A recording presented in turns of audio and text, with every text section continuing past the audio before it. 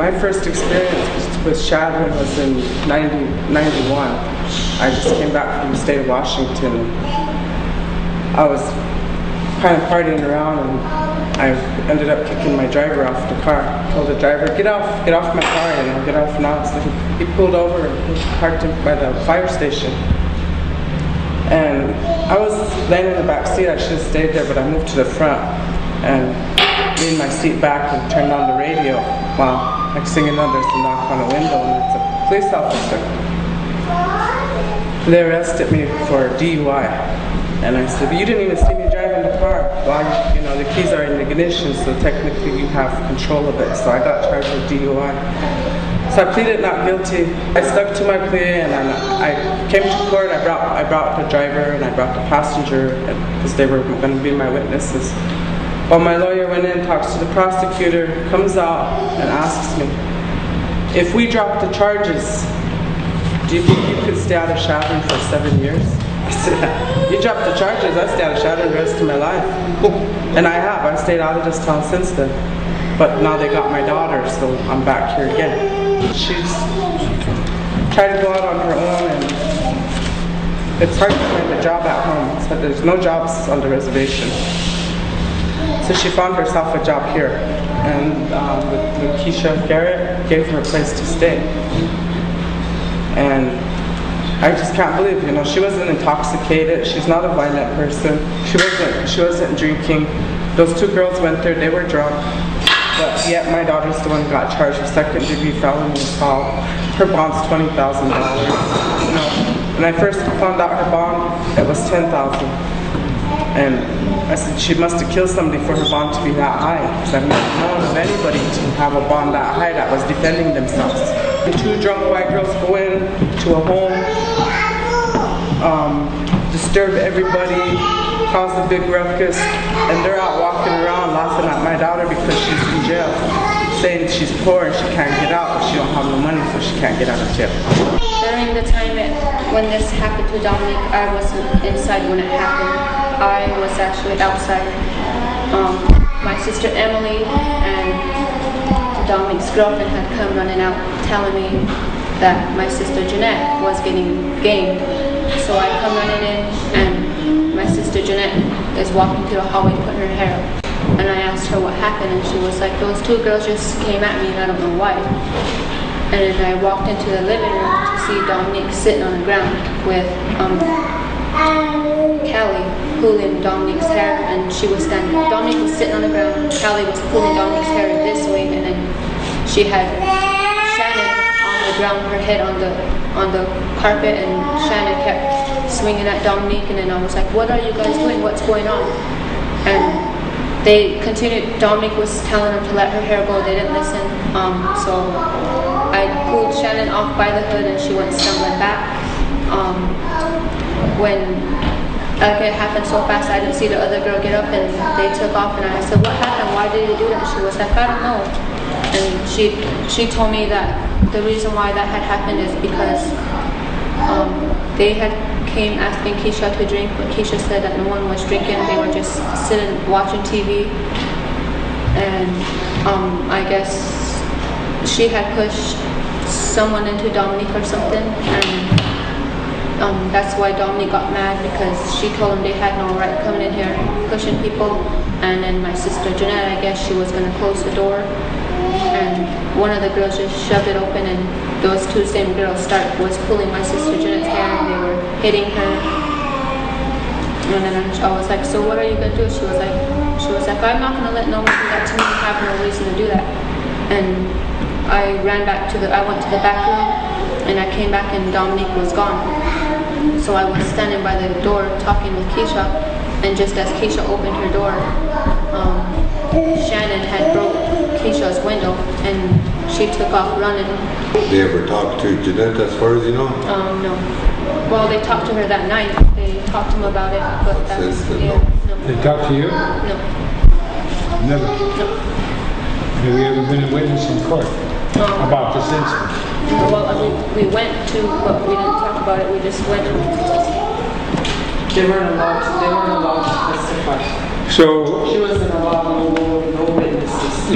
Keisha You witnessed her make the phone call to the police? Yes. She actually used my phone to use.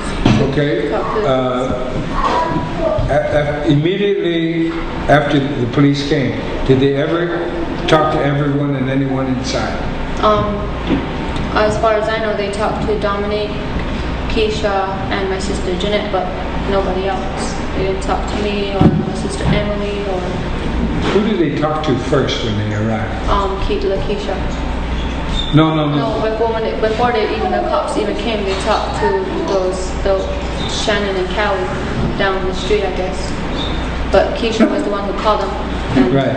They talked to Shannon and Callie first. So they talked to the burglars first Yeah. before talking to the complainant. Yeah. Then they arrest.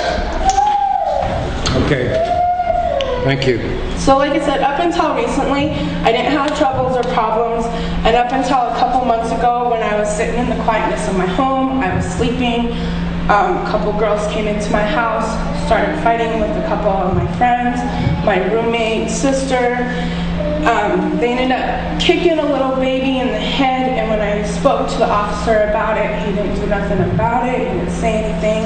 He said that we'd have to make a report and submit it to I think it was the civil court about it all. We did make statements about what happened. After the fight, I've received, I ran into my landlord, and my landlord came up to me and told me that my Section 8 was not renewing my application for next year in August. When I had called my Section 8 and told my Section 8, asked her why she wasn't renewing it, she had told me a couple of females had called her and made accusations about me going down for a couple drug charges, which I've never gone down for drug charges in my life. My house has been vandalized, my house has been broken into numerous times. I feel that all Americans have the right to be able to defend themselves, to be able to protect their kids. And when someone comes into your home and proceeds to fight with people in your home, you have that right to defend yourself. Dominique had that right to defend herself. She defended the kids that were in my house that night. She defended the people that were in my house that night. We were not doing anything wrong. We were in the quietness of my home. Why is Dominique in jail? She was sitting at home. People forced their way into her home. If I had to just force my way into somebody's home, what would happen to me? I would go to jail. Now, if I attacked these people in their home, what would happen to me? I would go to jail.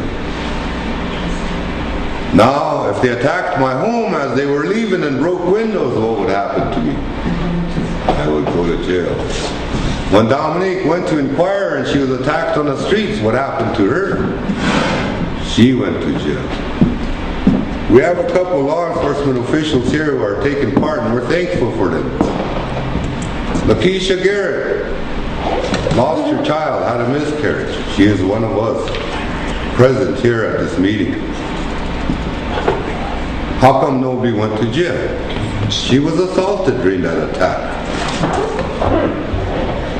How come the other people, a baby was stepped on? If I stepped on a baby, what would happen to me? What happened here?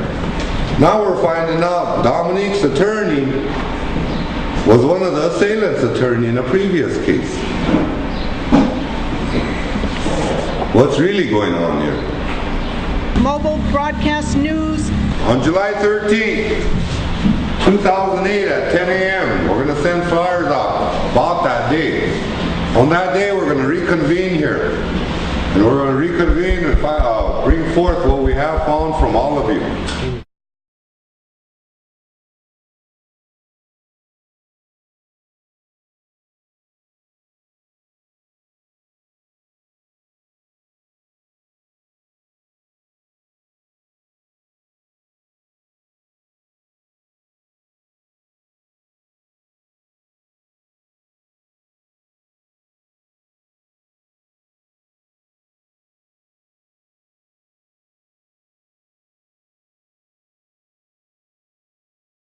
My first experience with shadowing was in 91. I just came back from the state of Washington. I was kind of partying around and I ended up kicking my driver off the car. I told the driver, get off my car, get off now. So he pulled over and he parked him by the fire station. And I was laying in the back seat. I should have stayed there, but I moved to the front and leaned my seat back and turned on the radio. Well, next thing you know, there's a knock on a window and it's a police officer. They arrested me for DUI. And I said, but you didn't even see me driving the car. Well, the keys are in the ignition, so technically you have control of it. So I got charged with DUI. So I pleaded not guilty. I stuck to my plea, and I came to court. I brought the driver and I brought the passenger because they were going to be my witnesses. Well, my lawyer went in, talks to the prosecutor, comes out and asks me